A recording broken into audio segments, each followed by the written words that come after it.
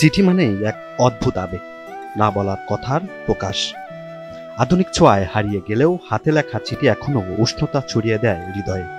আন্তর্জাতিক চিঠি দিবসে পুরনো সেই স্মৃতিগুলো ফিরে দেখছেন অনেকে। একটা খাম, তার ভিতরে কাগজে লেখা অক্ষর, এই নিয়ে একসময় গড়ে উঠেছিল সম্পর্কের সেতুবন্ধন।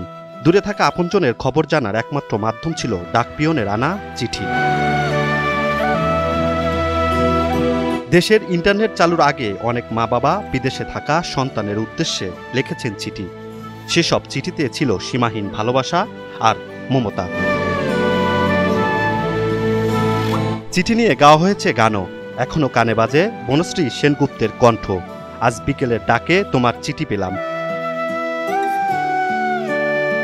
হয়তো বাবাকে কোনোদিন বলা হয়নি ভালোবাসি, মাকে বলা হয়নি নিজের যত্ন নিন, কিংবা দাম্পত্য জীবনের বহু বছর পরও বলা হয়নি কোন রঙে তাকে মানায়। আবার কোনো বন্ধুর সঙ্গে তৈরি হয়েছে দূরত্ব, কিন্তু চিঠি লেখলেই মুছে যেতে পারে সে অভিমান। চিঠি আসলে শুধু শব্দ নয়, একটি সম্পর্কের উষ্ণতম ভাষা। হাতে লেখা একটি চিঠি মানুষকে ফিরিয়ে নিতে পারে ফেলে আসা দিনগুলোতে। ডিজিটাল যুগে চিঠি হয়তো হারিয়ে যাচ্ছে, কিন্তু এর আবেগ কখনো ফুরাবে না।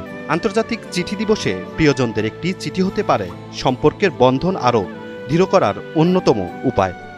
Imran Hussain, NTV online.